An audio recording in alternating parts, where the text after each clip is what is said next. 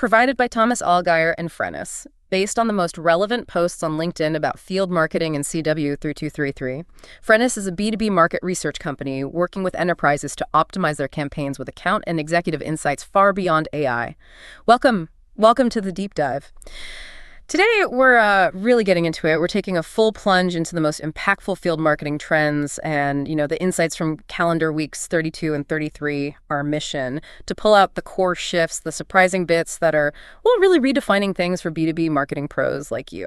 Exactly. And we've boiled down all those LinkedIn conversations into hopefully some actionable takeaways for you. Expect to hear about disciplined event selection, why that tight sales interlock is just non-negotiable, and the power of experience-led execution, always with a clear eye on ROI, of course. We'll also touch on making smart tech choices. And, this is crucial, the often missed part, rigorous follow-up. Okay, great. Let's unpack this. Diving straight into our first theme, strategic event planning and experiential design. From what we saw, it's super clear that effective field marketing, it starts way before the event, doesn't it? It really seems to be about deliberate planning and actually being creative in the execution. Absolutely. That's foundational. Yeah. Thomas Allgeier's summary really hammered this home. Choose events carefully, design the whole program, pre-show, post-show, everything. And I love Caroline Bombart's analogy. She said a booth is just a trailer. The real engagement, the feature film, happens in those off-floor events. Oh, that's a fantastic way to put it. Really makes you rethink the booth itself. Yeah, it shifts the perspective. Yeah. And it's not just about the size of the event, is it? Lots of experts were saying start strategically. Thomas Allgeier and also Brian Jang sharing Kayla Drake's advice, they talked about starting small, like piloting things, happy hours, maybe bespoke dinners. Then scale what works instead of going all in on a massive conference from the get-go. Right, and that ties neatly into standing out. Michael Fisher had a great point. Creativity matters more than budget. His team, for example, invested in actual art, something that, as he put it, interrupted the physical scroll feed of the trade show. Interesting. Not just another logo. Exactly. Create intrigue. And Will Sanderson echoed this, saying the exhibition backdrop is like a silent salesperson. It needs to be designed for clarity, for lead gen. It's about impact. Okay, so you grab their attention, but then what? It's about the whole experience, making it memorable. How does that actually work? Well, that's where experiential marketing really comes in. Kyle Atwater-Morley noticed B2B brands using the Barbie playbook, which sounds fun, but it's smart. Turning conferences into communities, like HubSpot does, or making demos into adventures, like Gong. IBM using AR to make complex solutions tangible. Marisa N. shared that Lay's ChipCam example, turning a snack break into a cool VIP photo op. It's creative. And Robert Del Rico kept it simple. Focus on creating genuinely memorable face-to-face interactions. That's the core. So it's less marketing at people and more crafting this journey with them. Jason Lark called it becoming a consumer experience provider, integrating all the touch points. And I liked Bronwyn B.B. Brown's phrase, moving to butts out of seats, getting people involved, doing things. Yeah, active engagement. But then what about the practical stuff, like the actual booth?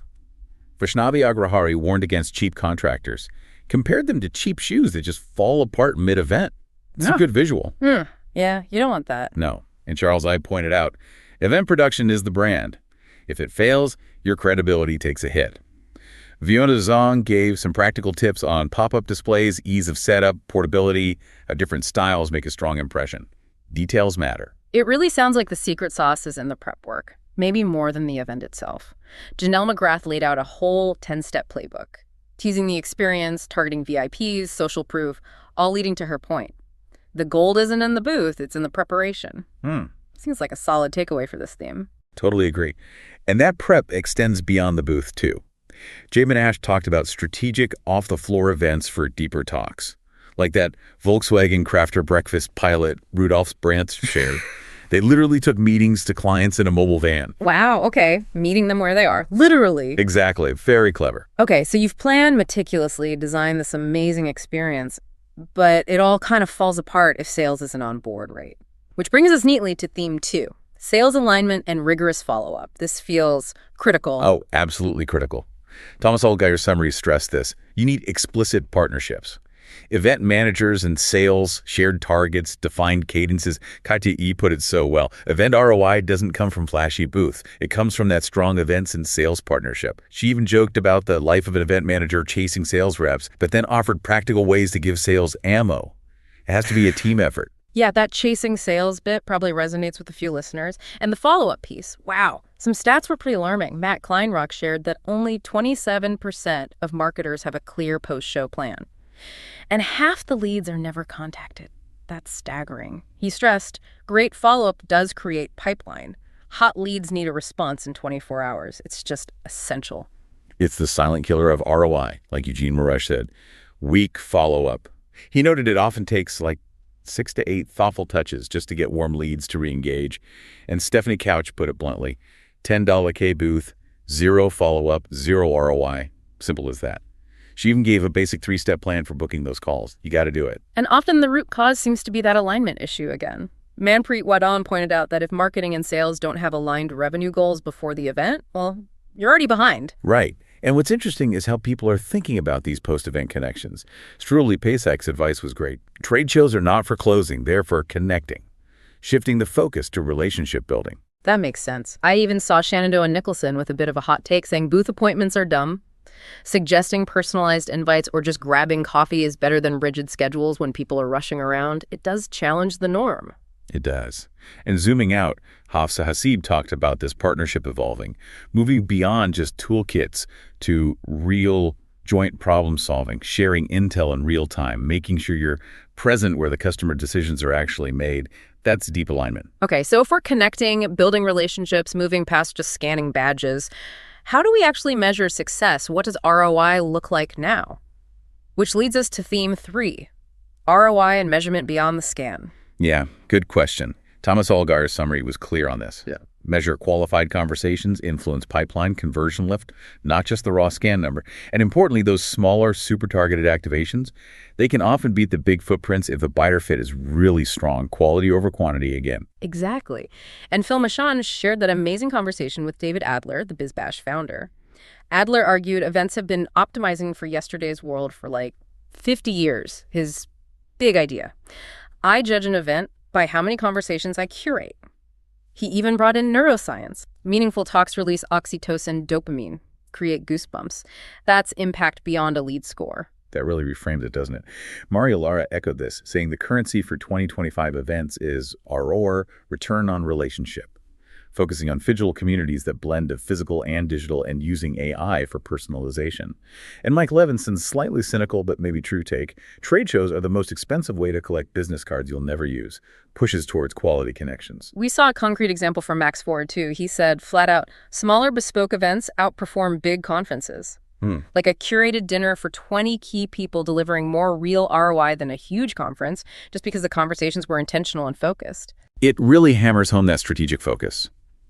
Tim Hines, talking with Chloe Richardson from Event Leaders Exchange, stressed that events are core business strategy, not just lead gen, so you have to measure them differently. Carrie Curran added that events need to build trust and buzz, plus pipeline. Maybe try creative things like introvert lounges.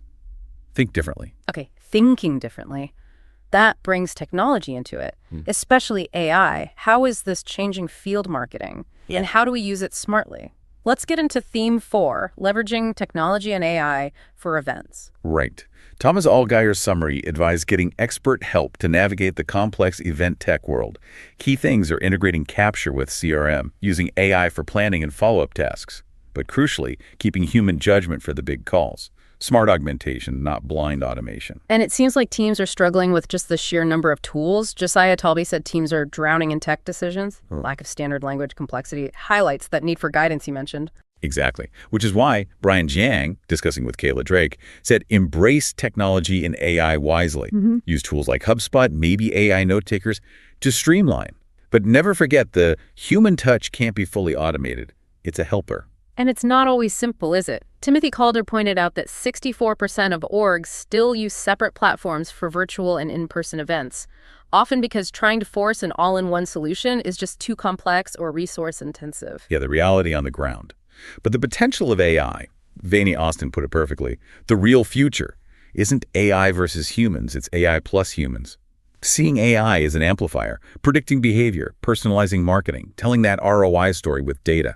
Robert Worthy talked about AI creating hypervisual conversation-starting moments, things that grab attention, create buzz. It's not just AI, though. The whole tech stack matters. Alf and Mena listed a bunch of essentials. MailChimp, Canva, Zapier, Typeform, HubSpot, Popl, plus platforms like Cvent, Bizabo, HUPN, Eventbrite.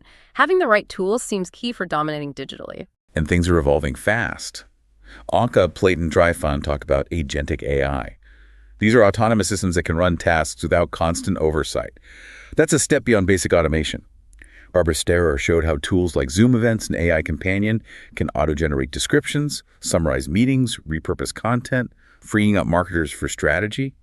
Mateos Auziani was exploring immersive stuff too, digital twins, AR scavenger hunts. Lots happen. So the future event marketer, Jonathan Kazarian, said they need tool agility, a data habit, and the school to weave AI into their workflow. Adaptability is key. Absolutely. Using tech to enhance human creativity and connection, not replace it. Which brings us full circle, really. All the strategy, the tech, it relies on the people doing the work behind the scenes, the human element. So our final theme, operational excellence and team resilience. Yeah, often overlooked, but so vital. Thomas Allgaider's summary stressed resourcing senior roles properly, having support structures. It's about preventing burnout, protecting strategic thinking time, and of course, stress testing logistics, the foundation. And burnout is a real risk.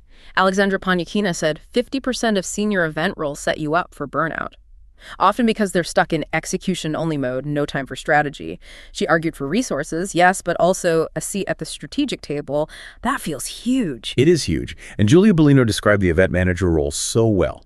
Planner, strategist, marketer, storyteller, often all at once. And always asking, why are we even doing this? Yeah. Mirza Beg reinforced that event management is a real profession, needs serious groundwork, weeks or months of it. It's complex. That planning complexity reminded me of Teresa Lopez's funny Disney story. Her perfect ChatGPT plan fell apart instantly in the park. Her lesson: you can plan a pretty picnic, but you can't predict the weather. Planning is vital, but you need space for things to just happen, for real connection. That's wisdom right there. And Jessica Montefusco warned about the relentless pace, seeing people juggling back-to-back events city to city. She found it concerning, not impressive. Better to be fully present, prioritize quality. And Ellen Conrad's point about Wi-Fi failure being the moment of truth shows you need strong partners. Definitely. Stephanie Carton also noted trade shows demand intense internal orchestration, leadership, calm decisions, cross-functional respect. It's as much internal as external. And pulling it all together, Warwick Davies talked about the event superconsumer. These rare people who don't just run events, they are events. Yeah.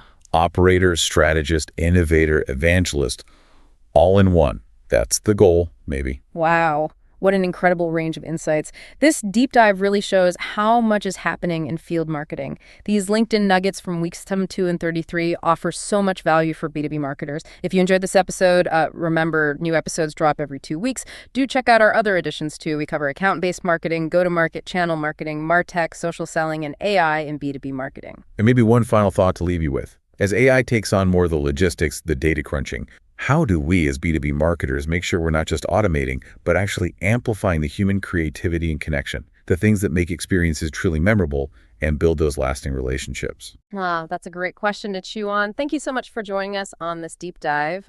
Please subscribe for more insights into strategic B2B marketing.